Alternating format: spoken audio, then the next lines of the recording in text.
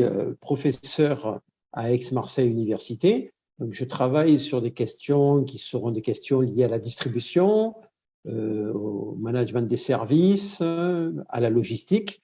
Et donc, si vous voulez, je me place plutôt dans une perspective d'analyse stratégique et organisationnelle du fonctionnement des chaînes de valeur et notamment également des chaînes logistiques dans ce cadre-là.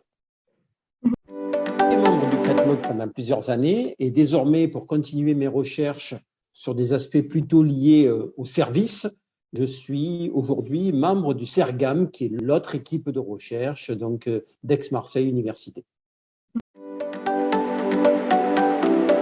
En effet, je me suis intéressé à ces questions, comme beaucoup d'autres chercheurs, de l'impact de la Covid-19 sur le fonctionnement des chaînes logistiques dans une double dimension, c'est-à-dire dans l'approche qui était plutôt les systèmes de santé. Et je me suis intéressé également à l'impact de la Covid-19 sur l'organisation elle-même des chaînes logistiques qu'on appelle habituellement commerciales. Alors, sur les chaînes logistiques commerciales, c'est clair qu'avec mon collègue, nous avons rapidement écrit un petit papier qui a ensuite été développé, qui disait finalement, on découvre que les chaînes globales de valeur, donc qui s'inscrivent dans un mouvement de mondialisation qu'on connaît désormais au moins depuis une quarantaine, une cinquantaine d'années, ces chaînes globales de valeur ont été totalement fragilisées par des dysfonctionnements logistiques. On a découvert ce qui était pourtant une évidence, mais qu'on ne voulait sans doute pas voir, c'est que la division internationale du travail, le fait de décomposer des chaînes globales de valeur à des échelles continentales, on peut même dire à des échelles mondiales, faisait qu'il était absolument indispensable, de s'appuyer sur des organisations logistiques parfaitement fiables, efficaces, peu coûteuses. Dès lors que la crise de la Covid-19 a rendu difficile le fonctionnement de ces chaînes logistiques, rendu difficile les échanges, bloqué, par exemple, la production chez certains fournisseurs étrangers, rendu délicat le transport international. Très rapidement, on a compris qu'il y avait là une menace dans le fonctionnement de ces chaînes globales de valeur. Mais ce que j'ai écrit également à un moment donné, donc c'est vrai que j'avais senti, je ne suis pas le seul, que l'après-Covid poserait également problème. On le voit notamment sur des problèmes liés à des ruptures d'approvisionnement, à des raretés sur, par exemple, des matières premières, des composants, etc. Également à des raretés sur, tout bêtement, la disponibilité de conteneurs en nombre suffisant. Et donc, si vous voulez, il est clair que cette crise a mis en lumière la fragilité intrinsèque des chaînes logistiques qui fonctionnent notamment dans des logiques de ressources juste nécessaires pour assurer ces échanges internationaux. Dès lors que le grain de sable intervient, ce grain de sable, très rapidement, tout comme ensuite, ça n'a rien à voir, mais c'est lié au blocage du canal de Suez. On retombe toujours sur ces mêmes questions. Le grain de sable bloque les systèmes d'échange à l'échelle de la planète.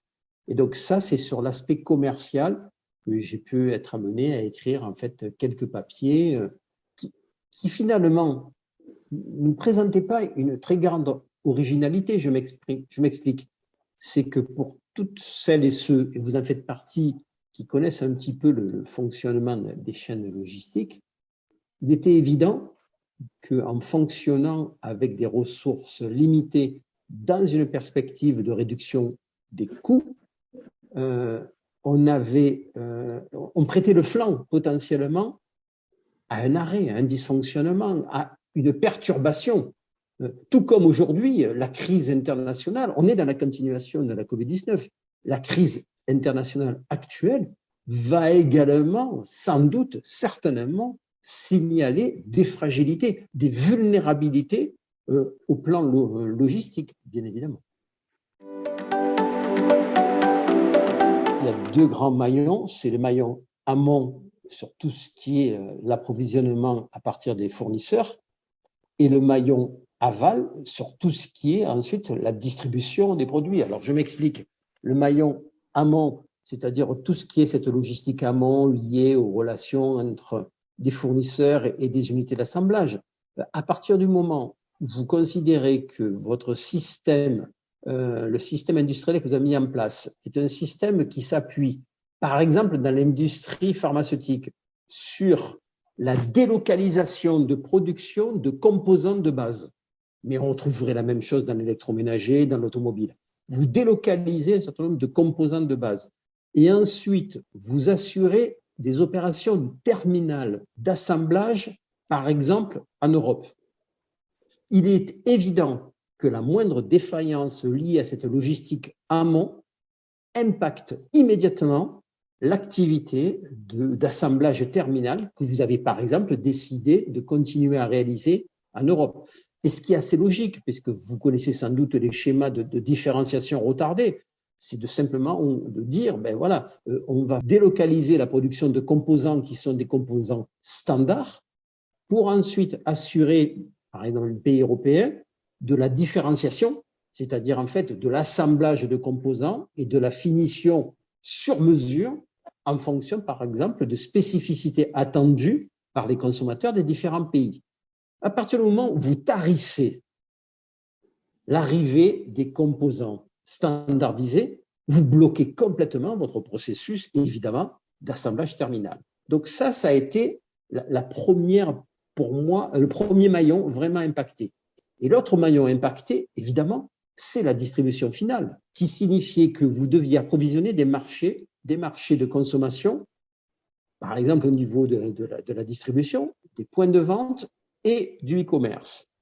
Là, vous avez été complètement dépendant de la disponibilité, par exemple, de moyens de transport et des chauffeurs qui vont avec.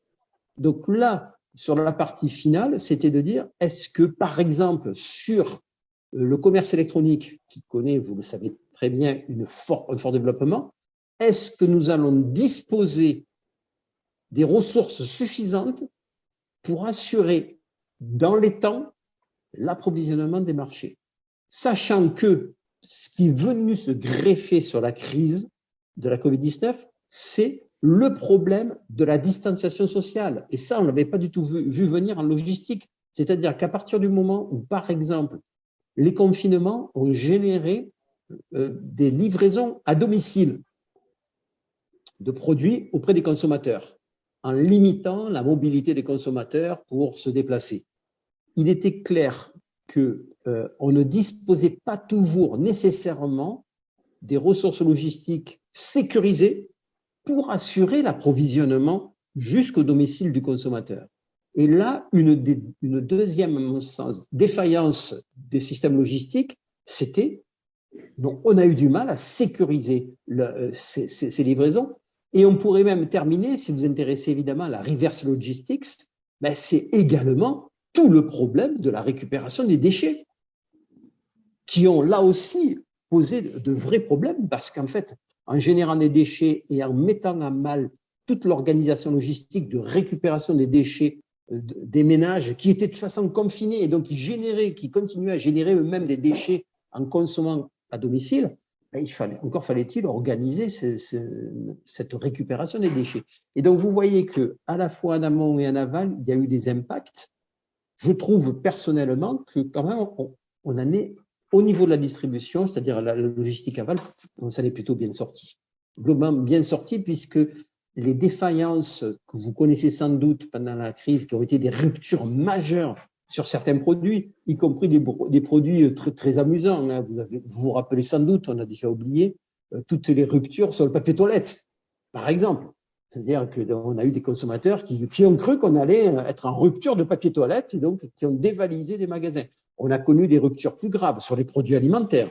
Mais ces ruptures-là étaient certainement liées à un comportement totalement aberrant des consommateurs et pas une question de logistique défaillante. Comportement aberrant des consommateurs qui ont tout simplement pris peur, tout comme peut-être ces consommateurs prendront peur si la crise internationale que nous connaissons continue à s'aggraver et que là, je commence à entendre parler autour de moi, en effet, voilà, dans le cercle familial, ne faut-il pas constituer des réserves, acheter plus, voilà, j'ai connu ça dans ma jeunesse, de sucre, d'huile, de produits alimentaires. Mais là, vous voyez que c'est plus une question de logistique, c'est une question de comportement humain face à une situation de crise.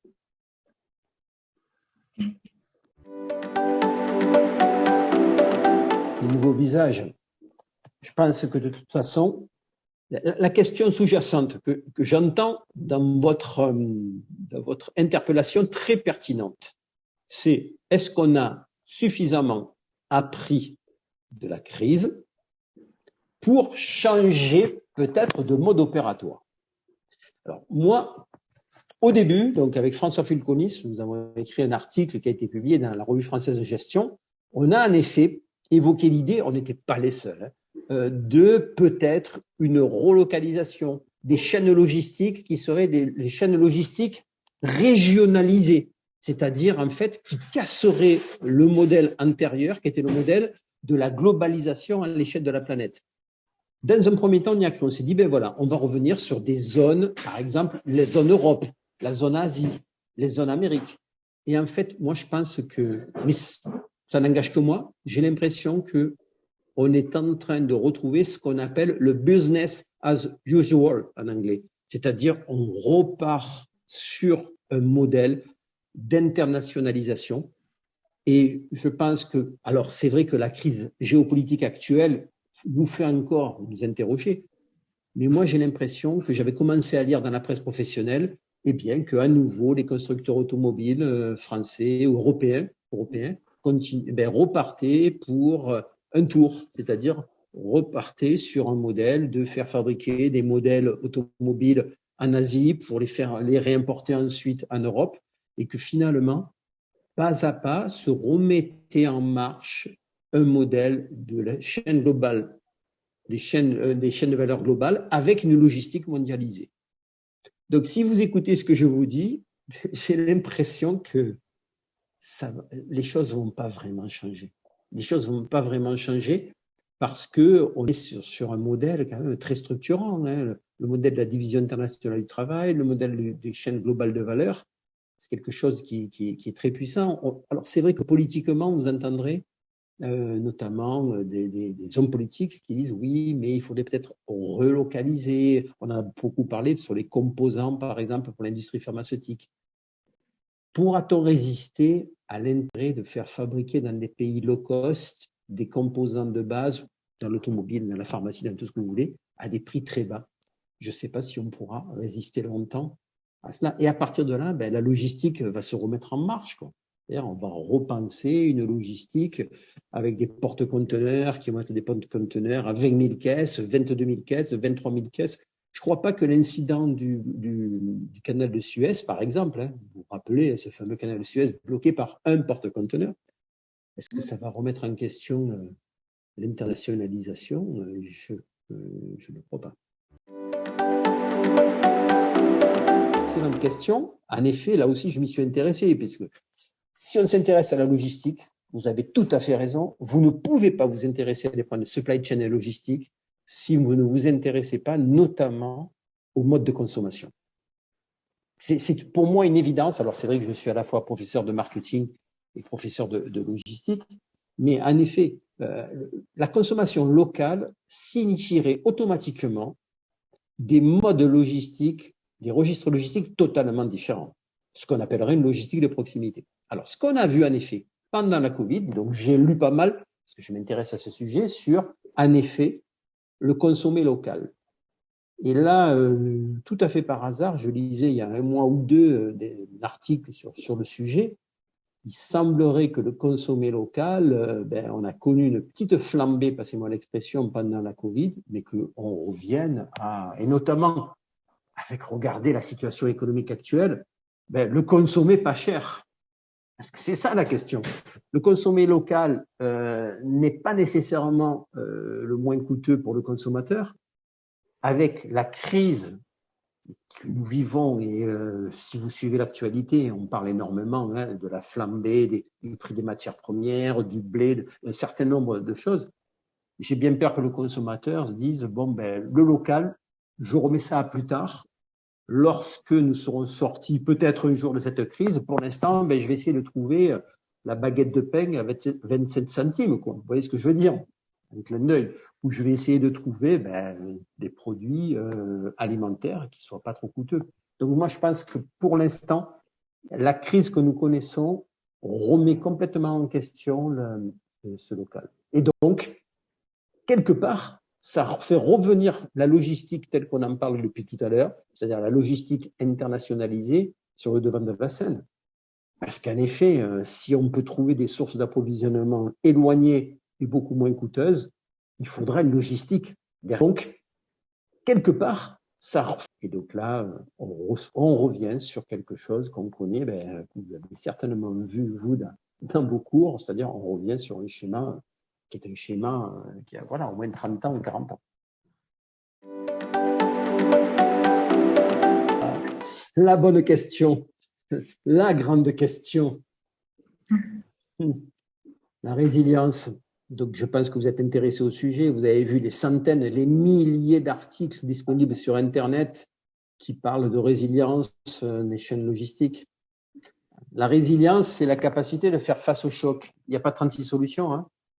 Pour moi, la capacité de faire face au choc, c'est se doter de ressources, en plus des ressources nécessaires pour faire fonctionner une chaîne logistique, qui pourraient intervenir comme soutien en cas de crise. Donc, on est à un moment donné sur une ressource qui va être moins disponible parce qu'il y a crise, eh bien, on a un substitut qui se présente. Donc, ça veut dire que là, on retombe sur une question très connue en logistique, c'est la question des stocks. C'est ça le problème. C'est-à-dire qu'en fait, dès lors que vous êtes sur un schéma logistique, et ça, vous le savez très bien, qui depuis 40 ans fonctionne sur le modèle du lean. Dès lors que vous avez imposé le lean, vous vous êtes imposé le lean parce que le lean management, parce que c'est la seule manière de réduire les coûts. Le lean management, c'est la logistique au plus juste. Plus juste, mais ça, c'est vieux de décennies. Ça, nécessairement, ça introduit une vulnérabilité. Si vous voulez faire face à la crise, vous devez vous donner les moyens, pour être résilient, d'avoir des ressources que vous pouvez très rapidement mobiliser en cas de choc externe. Ces ressources ont un coût. Ces ressources, elles vont être mobilisées parce qu'on a en effet des stocks qui sont disponibles. On a des surcapacités, parce qu'au-delà des stocks, c'est les surcapacités. D'ailleurs, dire, voilà, on a une capacité, je dis n'importe quoi, de transport de 100, on va se doter d'une capacité de transport de 120, parce que s'il y a choc, on va avoir à un moment donné la possibilité d'aller chercher ailleurs d'autres capacités disponibles. Donc, ça veut dire que pour moi, la question fondamentale en logistique, c'est est-ce qu'on a envie, est-ce qu'on a les moyens d'être vraiment résilient? Je suis très provocateur là. La résilience génère des coûts. C'est-à-dire qu'on ne peut pas être résilient sans générer des ressources humaines, organisationnelles, physiques supplémentaires. Est-ce qu'on a envie de se doter de ces ressources supplémentaires pour faire face à des chocs externes? Alors, vous allez me dire, après, il y a la technologie. C'est-à-dire qu'en fait, il y a la recherche de flexibilité par des outils technologiques. Pourquoi pas? Et moi, si on raisonne d'un point de vue physique, je pense que c'est la grande question qu'on doit se poser. Est-ce qu'on a envie? Et moi, je vais aller encore plus loin. Je pense que la résilience à tout prix n'est pas un but en soi. Si je vais être provocateur, moi je suis assez souvent provocateur, notamment en cours, pour faire réagir les étudiants. Est-ce que la qualité totale, la disponibilité totale des produits, l'absence de rupture, par exemple en magasin, est une fin en soi? Moi, je vais vous dire non. Non. C'est-à-dire que toute la question, c'est de savoir. Et on parlait tout à l'heure des consommateurs. Vous m'avez posé une question sur les consommateurs. Jusqu'où les consommateurs sont prêts à accepter Par exemple, une rupture, c'est-à-dire un dysfonctionnement. On dit souvent, ah ben, le principe de base, c'est pas de rupture, par exemple, donc une logistique parfaite pour éviter toute rupture, des délais très brefs d'approvisionnement. On doit livrer maintenant, vous avez vu le modèle Amazon, en 1 heure. Donc ça veut dire qu'on doit être sans arrêt dans la course à l'excellence. Sauf qu'on doit se poser une question. Est-ce que le consommateur, à un moment donné, si on lui propose en contrepartie, par exemple, une prestation à un prix moins élevé, est-ce qu'il n'est pas prêt à accepter un dysfonctionnement? Je m'explique. Un grand classique. Est-ce qu'il ne serait pas prêt, par exemple, à accepter une mise à disposition d'un produit passé en ligne, commandé en ligne, en 48 heures, c'est un très grand classique de la logistique, ça, à un tarif beaucoup plus attractif que ce qu'on lui proposerait si on lui disait sous 24 heures. Peut-être que, et même vous, dans certains contextes, avoir une mise à disposition à un coût beaucoup plus faible, mais avec un délai plus long, ne vous posera pas de problème. Ça veut dire qu'en fait, il faut vraiment se poser la question sur ce que le client est prêt à accepter en termes de non-excellence. Et le problème, je trouve, en logistique, c'est très souvent qu'on va dire, il faut absolument rechercher à tout prix l'excellence. Non, il y a un point d'équilibre à trouver, un point d'équilibre qui peut être d'ailleurs très bas en termes de performance logistique. Je suis dans la provocation jusqu'au bout. Si le client est prêt à accepter, à tolérer une performance logistique relativement moyenne, mais qu'on lui vend en contrepartie, on est d'accord, le fait qu'il aura un produit, une prestation à un coût beaucoup plus faible. Peut-être que ces clients, à définir, à identifier bien sûr, se diront, moi, une logistique qui m'apporte un service excellent dans les 2 heures qui suivent, mais à un tarif exorbitant, ça ne m'intéresse pas. Et donc, toute la question, c'est que là, vous voyez poindre à nouveau le marketing. C'est-à-dire qu'en fait, mon discours, là, ce que je vous dis, ça n'a de sens que si on a étudié très précisément quelles sont les attentes des clients. C'est-à-dire qu'il ne faut pas raisonner dans l'absolu sur une compétence exceptionnelle en termes de services et de coûts logistiques. Tout va dépendre d'un contexte, mais évidemment d'un environnement concurrentiel. C'est sûr que si toutes les entreprises d'un secteur, à un moment donné, s'alignent sur un niveau de performance donné et qu'une entreprise est en deçà de ce niveau, potentiellement, elle pourrait perdre des clients. Donc, tout va dépendre des attentes des clients et de comment les autres entreprises qui sont dans un secteur donné agissent. Vraiment une grande question qui, à mon sens, n'a pas vraiment encore été abordée de front en logistique. Le paquet doit être mis sur la réactivité avec les nouvelles technologies, notamment en termes de système d'information.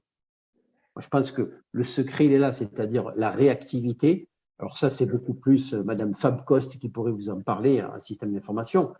C'est l'interopérabilité poussée à son maximum, c'est-à-dire la capacité à avoir une information, l'information nécessaire pour le fonctionnement des supply chains, circuler de manière transparente, rapide, fiable entre les opérateurs.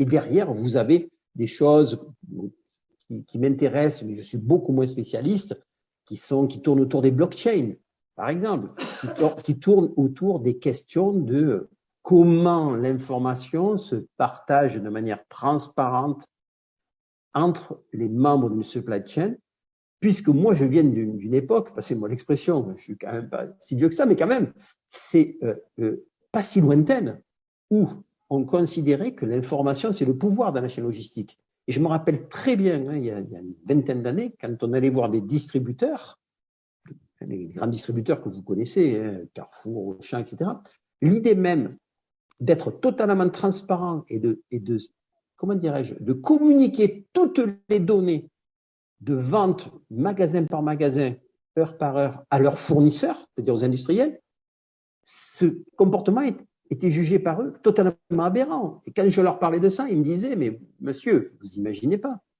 Ça a une valeur énorme pour nous, cette information. On peut la commercialiser.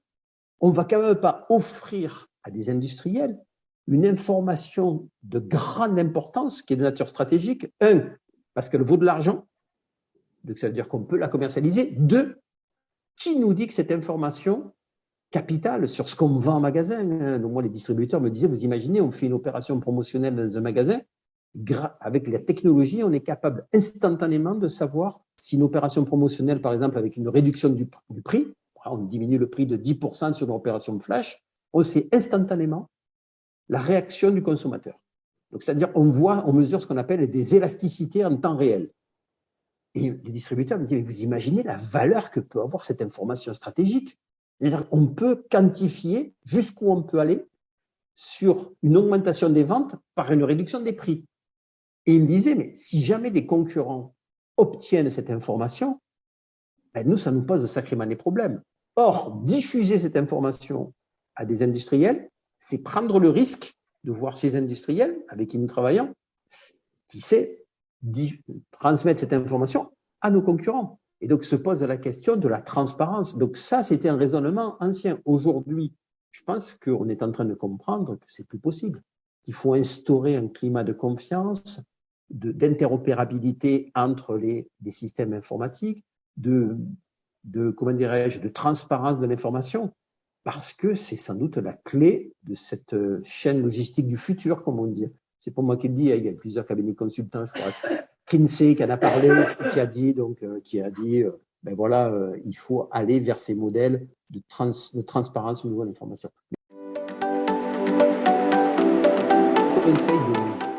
Quel conseil donner?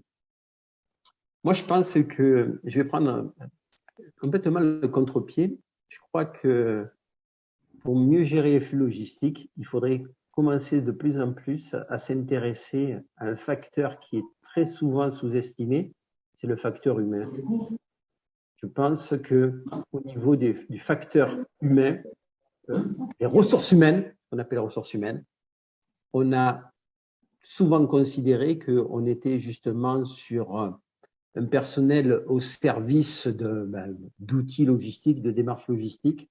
Et je pense que du côté de la GRH, on aurait beaucoup à faire pour motiver, impliquer beaucoup plus fortement des personnels qui sont chargés d'opérations. Par exemple, je pense dans les entrepôts, l'image qu'on a souvent, et là ce qui ressemble à une certaine réalité, c'est que les personnels logistiques, par exemple dans les entrepôts, mais on pourrait parler de la même chose sur le transport, hein, les chauffeurs routiers. Hein. J'ai fait un petit commentaire dans une revue d'un ouvrage qui s'appelle le Routier, je crois, ouais, Routier, qui raconte un petit peu cet univers. Je crois que le nœud du problème, il est là. C'est-à-dire que c'est pas tant la technologie. La technologie, il faut continuer à développer un certain nombre d'outils, les blockchains. Mais je crois que la dimension humaine, c'est sans doute ce qui fera la différence. C'est-à-dire que c'est ce que je disais il y a 2 minutes, l'implication, la motivation des individus et ne pas les considérer comme passez-moi l'expression un petit peu dure, de la chair à canon, c'est-à-dire en gros des individus qui sont là pour faire tourner la machine et qui sont, on voit très bien dans le cas Amazon, hein, c'est un secret pour personne.